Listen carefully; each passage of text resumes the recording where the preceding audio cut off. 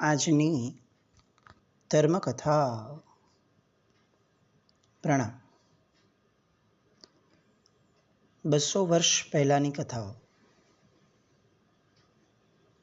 જે કથાની અંદરમાં વીર વિજયજી મહારાજ સાહેબે આવનારી પેઢી પર ઉપકાર કરવા માટે પરમાત્માની કૃપાથી એમને જે કાવ્ય બળ મળ્યું હતું, એ કાવ્ય બળના ઉપયોગ દ્વારા વર્ધમાન સ્વામી ભગવાન આદિ તીર્થંકર પરવંતો જે કર્મગ્રંથની વાતોને પોતાની દેશનાની અંદરમાં આવરતા હોય છે, કર્મ થિયરી, એ થિયરીને દ્રષ્ટાંત દ્વારા, કથાઓ વાર્તાઓ દ્વારા શીરાની જેમ ગળે ઉતારવા માટેનો પ્રયાસ, એટલે 64 પ્રકારી પૂજા.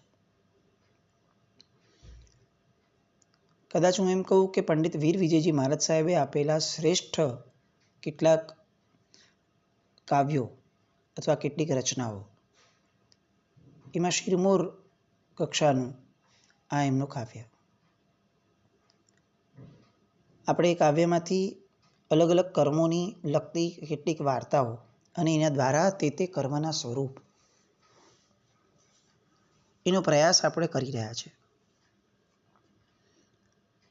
આપણે અત્યાર સુધીમાં કેટલાક કર્મોના કથાનકો જોયા કે જેની અંદરમાં તે કર્મો કઈ રીતે બંધાય છે, એ બંધાવાનું કારણ શું છે, અને તે કર્મો ઉદયમાં આવે ત્યારે સ્થિતિ શું થાય છે, એના એક્ઝામ્પલ્સ સાંભળી અને આપણે એવું સમજતા થયા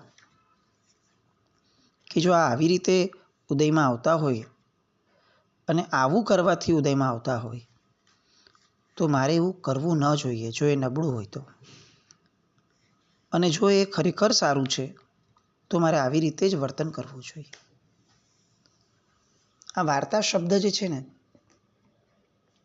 એ બહુ મજાનો શબ્દ છે.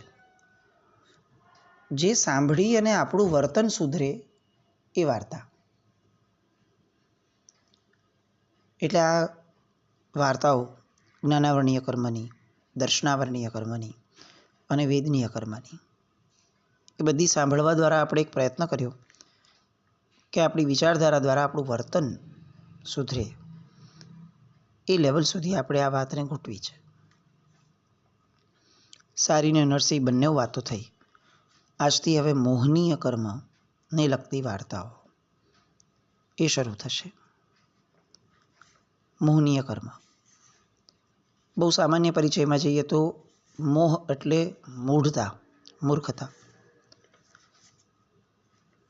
જ્યારે કોઈ એક માણસ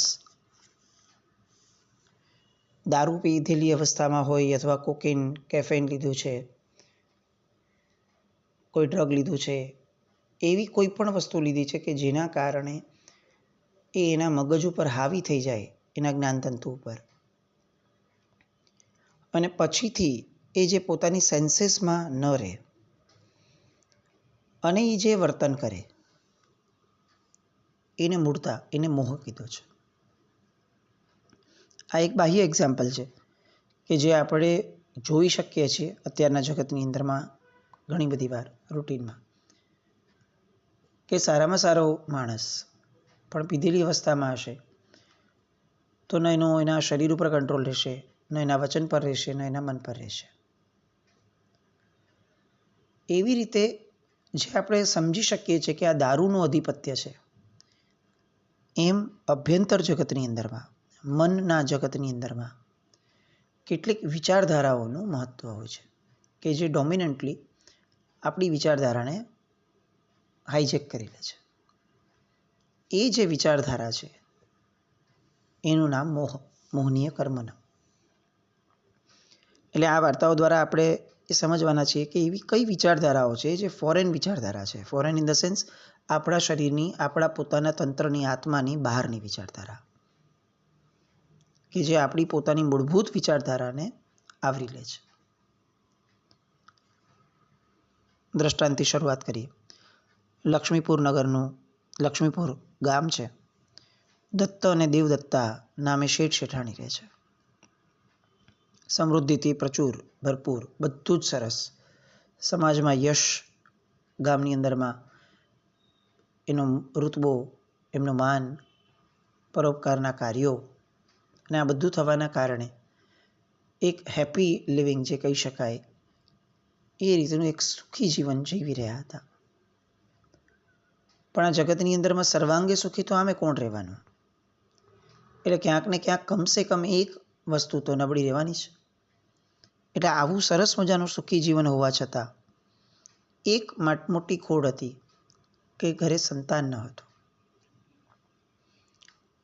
ને સામાન્ય રીતે માણસના માનવીય પ્રયત્નો પૂરા થઈ જાય એટલે હવે એ દૈવીય તત્વોનો સહારો લેવા જાય. જેટલા પથ્થર એટલા દેવ એવું સમજી અને એમણે આ સંતાન પ્રાપ્તિ માટેના પ્રયત્નો અલગ અલગ દેવદેવીઓ પાસે માનતા આખડી આ બધી જે વિચારધારાઓ આપણા રૂટીનમાં અત્યારે પણ છે, જે એ સમયે પણ હશે, પ્રયત્નો કર્યા, ફળ નહીં થયું બહુ. છેવટે એમણે એક જણે કીધું કે આ તમારા કુળની અંદરમાં નાગ દેવતા જે છે એનું કૃપાબળ બહુ રહ્યું છે, તો તમે એમની આરાધના કરો. એમને તો શેઠ શેઠાણીને તો જે કોઈ કે એની જ રાહ જોવાતી હતી. તમે જે કહો એ બધું કરવાની તૈયારી છે, કારણ કે મૂળભૂત રીતે લક્ષ્યની એટલી બધી એમને ઝંખના છે પુત્ર પ્રાપ્તિના કે એની માટે તમે જે કહો એ બધું જ કરવાની તૈયારી. નાગદેવતાની આરાધના શરૂ કરી, એમનું શરણ લીધું અને થયું પણ એવું કે એમની આરાધનાથી નાગદેવતા પ્રસન્ન થયા અને એમણે સપનામાં આવી અને પુત્રનું વરદાન આપ્યું. જે તે દિવસે શેઠના ઘરે પારણું બંધાયું. નાગદેવની કૃપાથી આ પુત્ર જન્મ્યો હોવાથી એનું નામ નાગદત્ત રાખવામાં આવ્યું. બહુ જ હોશિયાર બાળક, સર્વ કળાઓમાં કુશળ, અને બધી જ રીતે એક તો આમ પણ આપણે સમજી શકીએ કે આટલા વર્ષે બાળકનો જન્મ થયો હોય, શેઠ શેઠાણી હોય, આટલા લોકપ્રિય હોય, પછી એ બાળકના ઉછેરની અંદરમાં એના લાડકોડની અંદરમાં શું કમી રહેવાની? અને એમાંય ગલગોટા જેવો બાળક કોને ન ગમે? જોવું પણ ગમી જાય. ત્યારે આ બાળક જ્યારે બોલતો હોય તો કેવો વાલો લાગે. એટલે સેંકડો હાથની અંદરમાં બાળક ફરવા લાગ્યો. સમય વીતતો ગયો, મોટો થયો, અને નાગદત્તના અનેક શોખમાંથી એક શોખ હતો. એને ગીત ગાવું ગમતું, એને સંગીત વગાડવું ગમતું, જુદા જુદા વાજિંત્રો ઉપર હાથ અજમાવવો એ એને બહુ ગમતું. અને એ બાબતમાં એટલો બધો આગળ વધવા લાગ્યો કે સંગીતની કળા આપણે ત્યાં દેવમાં ગંધર્વ જાતિના લોકોમાં હોય છે. પરમાત્માના સંવત્સરની અંદરમાં પણ જે દુંદુભી અથવા ભગવાનની દેશના ચાલતી હોય એ સમયે માલકૌશ આદિ રાગીણીઓ જે પૂરતા હોય છે, ભગવાનના જ અવાજની અંદરમાં સમાઈ જાય, એ કળાથી જે દેવો સંગીતની ભક્તિ કરી રહ્યા છે એ ગંધર્વ જાતિના દેવો હોય. તો ગંધર્વ જાતિના આ દેવતાઓ એના જેવું આ સંગીત વગાડવા લાગ્યો એવું લોકો માનતા થયા કે આનું સંગીત કોના જેવું? તો કે ગંધર્વ જાતિના દેવતાઓ છે. એટલો એ કુશળ બન્યો છે સંગીતની અંદરમાં. એટલે લોકો એને ગંધર્વ કહીને બોલાવવા લાગ્યા. આ શોખમાં તો એ ધીરે ધીરે આગળ વધવા લાગ્યો. પૈસાની છૂટ છે, બીજું કંઈ વિશેષ એના ઉપર ભાર નથી, ઉંમર નાની છે, એટલે એને હવે સાહજિક રીતે બીજો એક શોખ જન્મ્યો. એ હતો સાપને કેળવવાનો, સાપને ટ્રેન કરવાનો. નાગ દેવતાની કૃપાથી આવેલું બાળક હતું એટલે એનો અંશ ક્યાંક ને ક્યાંક એના હૃદયમાં, એના બીજમાં, એના જ્ઞાનતંતુઓમાં પડ્યો હશે. એટલે સાપની ટ્રેનિંગ આપવાનું એને બહુ ગમતું. અલગ અલગ જાતના સાપ ભેગા કરે અને બધાને એ ટ્રેન કરે અને પછી એની સાથે રમે. આપણને સાંભળીને આશ્ચર્ય લાગે કે કોઈ માણસ સાપની સાથે કેવી રીતે રમી શકે, પણ રમે.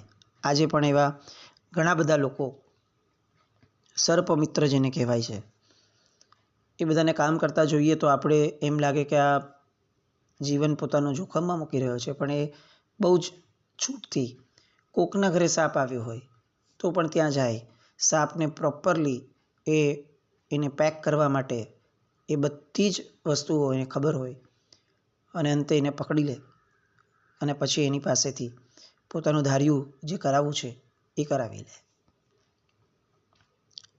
એ સમયે નાગદત્તને પણ આવો શોખ. સાપ ઝેરી હોય કે બિનઝેરી હોય, બધાને વશ કરવામાં એ નિષ્ણાત થઈ ગયો હતો. હવે શોખ કેવો વધ્યો તો કે એ સમયના લોકોની અંદરમાં કૂકડા લડાવવાનો શોખ હતો. કેટલાક લોકોના જીવનમાં આખલાઓની લડાઈ જોવાનો શોખ હતો. તો કેટલાક લોકો પાડાને લડાવતા હતા. ગામમાં અલગ અલગ પ્રકારના લોકો, અલગ અલગ પ્રકારના શોખો હોય, સમયની વાત. પણ નાગદત્તને કેવો શોખ તો કે સર્પોની લડાઈ એ કરાવડાવે અને સર્પોની લડાઈ જોઈ અને ખુશ થાય. પૈસાની રેલમછેલ હતી એટલે ગામથી અલગ અલગ ગામોથી મદારીઓ આવવા લાગ્યા, પોતાના સાપોને લડાવે, આ જોઈને ખુશ થાય અને ચિક્કાર પૈસા આપે. મદારીઓને મન તો આ બહુ જ મોટું કામ થયું કે ભાઈ આપણા સર્પને તો આપણે ટ્રેન કરવા જ છે, તો હવે આ રીતે ટ્રેન કરીએ. બે સર્પોને લડાવે અને લડતા જુએ આ નાગદત્ત. અને આમને આમ આ શોખ વધતો ગયો. પોતાના ટ્રેન કરેલા કેટલાક સાપો અને બીજો નવો જે મદારી આવ્યો છે એનો સાપ, એ બધા સાપોને લડાવે. અંતે એવું પુરવાર થવા લાગ્યું લોકોની અંદરમાં કે નાગદત્ત દ્વારા ટ્રેન થયેલા સાપને કોઈ હરાવી શકતું નથી. દર વખતે નાગદત્તની જ જીત થાય. આ શોખ આગળ વધતો ગયો. બહુ આશ્ચર્યકારી વાતો છે. આ શોખ આગળ વધતા વધતા એ થતું ગયું કે હવે તારો ટ્રેન કરેલો સાપ એની સામે મારો ટ્રેન કરેલો સાપ નહીં લડે, હું લડીશ. તારો સાપ ઝેરી પણ હશે ને તો પણ કશો વાંધો નથી, એ મને દંશ આપશે ને તો પણ મને વાંધો નહીં આવે. મેં મારા શરીરને એવી રીતે કેળવી લીધું છે. એ શોખની અંદર મેં આગળ વધવા લાગ્યો. અત્યંત જોખમી શોખ, પણ મહારત હાસિલ છે એટલે એ નશો ઉતરતો નથી. એટલે આ એક ઓપન ચેલેન્જ આપવા લાગ્યો જગતમાં લોકોને કે તમે તમારો ગમે તેવો ઝેરી બિનઝેરી સાપ લઈ આવો, મારી સાથેની લડાઈ કરાવડાવો અને હું જ જીતીશ. અને થતું પણ એવું કે ગમે તેટલા સાપ એને ડસ્યા હોય એને કોઈ ફરક જ નહોતો પડતો. આમ ને આમ દિવસો વીતવા લાગ્યા. એકવાર એક નવો ગારુડી નગરની અંદરમાં આવ્યો. એની પાસે મોટા મોટા અલગ અલગ જાતિના નાગ હતા. ગારુડી નાગદત્તના સાપ સાથે રમ્યો. એ નાગદત્તના સાપ જે છે એ સાપની સાથે લડાવવામાં સૌથી પહેલાં એ નાગદત્તના સાપો તો બધા ફેલ ગયા. નાગદત્તને નવાઈ લાગી કે મારા ટ્રેન કરેલા સાપ કેવી રીતે ફેલ જઈ શકે. એટલે એણે સામે માણસને કીધું કે ભાઈ આ કેવી રીતે થયું, તે એવી રીતે કેવી રીતે ટ્રેન કર્યા છે કે મારા સાપ બધા ફેલ ગયા. એટલે ઓલાએ કીધું કે આ બહુ વિચિત્ર છે, આની સાથે લડવાનું રિસ્ક ન લેવું જોઈએ. કળા જેની પાસે છે ને એની સાથે એને અહંકાર ફ્રીમાં મળતો હોય. આ શબ્દ સાંભળ્યો કે ભાઈ મારા આ પ્રજાતિના સાપ એવા છે કે એની સાથે કોઈએ લડવું ન જોઈએ, એટલે સામાન્ય રીતે સમજી જવું જોઈતું હતું કે ન લડવું જોઈએ. એની જગ્યાએ આ અહંકાર ઉપર લેવાયો. ન કેમ લડવું જોઈએ, હવે તો હું જ લડીશ, ખોલ તારા કરંડિયા અને આ સાપ સાથે હું લડીશ. જીદ ઉપર ચડ્યો. ગારુડીએ ચોખ્ખી ના પાડી દીધી, મારા સાપ બહુ જ ઝેરી છે, હું કોઈને મારા સાપ સાથે રમવાની છૂટ નથી આપતો. નાગદત્ત કે હું તો ગમે તેવા જે સાપ સાથે રમી શકું છું, મારો આખું ગામ એ વાતનું સાક્ષી છે કે મને ક્યારેય કોઈ ઝેરી સાપ સાથે વાંધો નથી આવ્યો, તું કરંડિયા ખોલ. આ એ ના પાડી, મારા સામે મારા સાપ સાથે રમવાનું કામ તો કોઈ કાળે નહીં કરાવું. આજ સુધી જે રમ્યા છે બધાના રામ રમી ગયા છે. ઓલાએ કીધું કે મારી સામે આજ સુધી કોઈ સાપ બચ્યો નથી, બધાને મેં વશ કરી લીધા છે, તું તારા કરંડિયા ખોલ. આ એ ના પાડી કે ભાઈ અજાણ્યું ગામ છે, જો કંઈ થઈ જાય તો લોકો તો મારું આવી બનાવે, મારા સાપ ખરેખર ભયંકર છે. આમ કરીને રકઝક ચાલી. છેવટે ગારુડીએ એક શરતે આ નાગદત્તને પોતાના સાપ સાથે રમવાની સહમતિ આપી કે મારા સાપ સાથે રમતા રમતા જો તું બેભાન થઈ જાય અથવા તારું મરણ થાય અથવા તને કોઈ ઈજા થાય, તને કોઈ પણ પ્રકારનું નુકસાન થાય તો એમાં મારી કોઈ જવાબદારી નહીં રહે. આવું તું આખા ગામ સમક્ષ તું સ્વીકારી લે તો હું તને રમવાની છૂટ આપું. નાગદત્તે બધી જ શરતો માન્ય રાખી. આખું ગામ ભેગું થયું અને હવે 4 ભયંકર સાપ હતા એ ગારુડીના કરડિયામાં. 3 નાગ અને 1 નાગણ. હવે આ કેવા સાપ હતા, નાગ કેવા છે એનું વર્ણન પેલો ગારુડી કરે છે કે એક સાપ એવો છે જો એ ડંખી જાય તો સામા માણસનું સારું ખરાબ જે પણ છે ને એ બધાનું ભાન નીકળી જશે. એના જ્ઞાનતંતુ એ બુઠ્ઠા થઈ જશે. એટલે હવે આ સારું અને આ ખરાબ એવું નહીં સમજી શકે. અને આની ઝેરની અસર જેમ જેમ શરીરમાં વર્તાતી જશે એમ એમ માણસ જોર જોરથી બરોડા પડશે, બૂમાબૂમ કરશે, એનો ચહેરો લાલચોળ થઈ જશે, એનો સ્વભાવ જે છે એ એકદમ આમ ક્રોધિત થઈ જશે. એવી આ વાળા નાગના ઝેરની અસર છે. પેલો નાગ. બીજો નાગ એ તો એકદમ તોફાની છે. એ જેને કરડી જાય એ માણસમાં ઊંધું ચત્તું થઈ જાય, એને નશો ચડે, એને એવું લાગવા લાગે કે હું રાજા છું, રાજાધિરાજ છું, એવી બુદ્ધિ એની વિકસવા લાગે અને હું જ સર્વે સર્વા છું એવા ખ્યાલની અંદરમાં એ લોકોની ઉપર રોફ ચલાવવા લાગે. એટલે આ જો તમને કરડશે ને એનું ઝેર તમને ચડશે તો એનાથી તમને નુકસાન થશે. પણ કઈ રીતનું?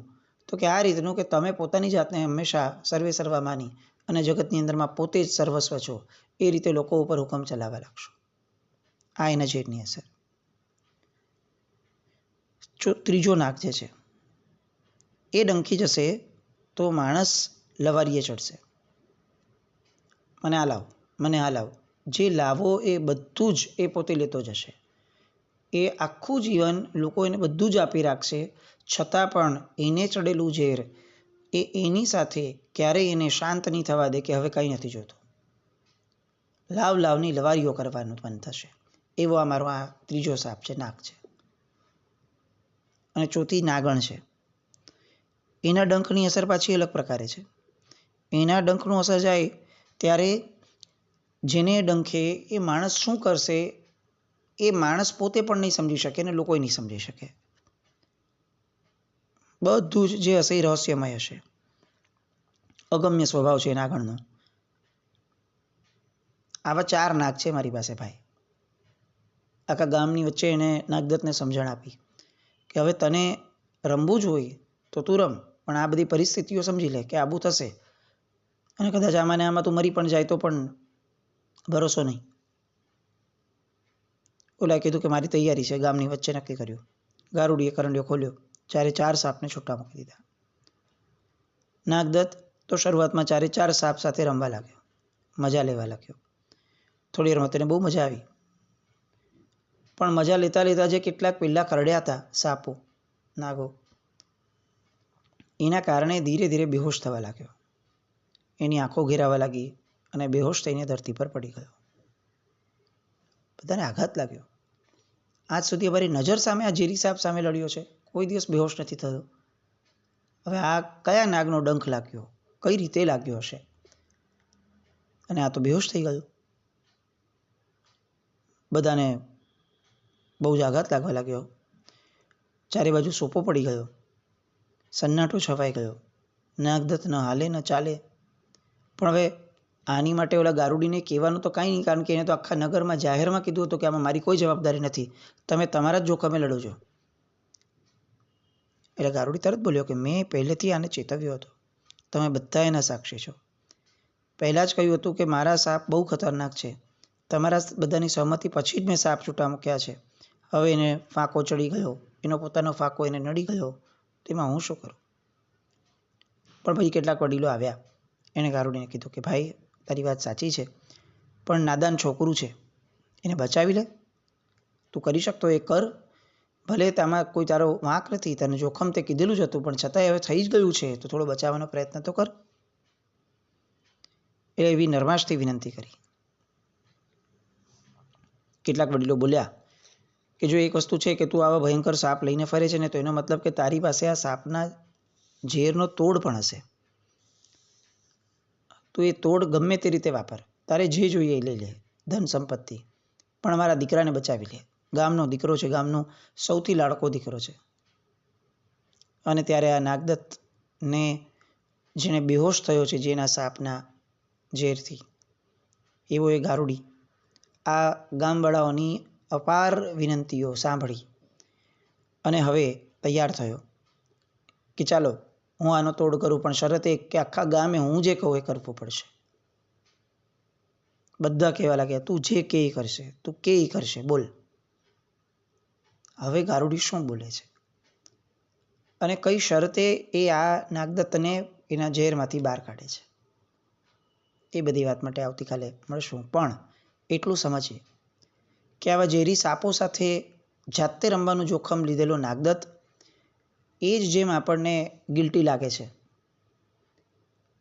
એવી રીતે આપણે સમજવું જ જોઈશે જીવનમાં કે બધું જ જાણવા છતાં દરેકે દરેક મન વચન કર્મના યોગને સેવતા પહેલાં આવું કરીશ તો આ ફળ મળશે એવું જાણવા છતાં આપણે જે કેટલાક ઝેરી સાપોની જેમ આપણે કેટલાક મન વચન અને કર્મના યોગો, નબળા યોગોની સાથે ઇન્ટરેક્ટ કરીએ છીએ, ત્યારે આપણે જ્યારે પછી બેહોશ થશું, પછી કોણ આપણને બચાવવા આવશે? એવું ગારુડી ક્યાંથી લાવશું? એનો વિચાર આજના દિવસમાં આપણે કરીએ. જીનાજ્ઞાવૃત્તિ કંઈ પણ બોલાય તો ઈચ્છામિ દુક્કડમ. જૈનમ જયતિ શાસનમ.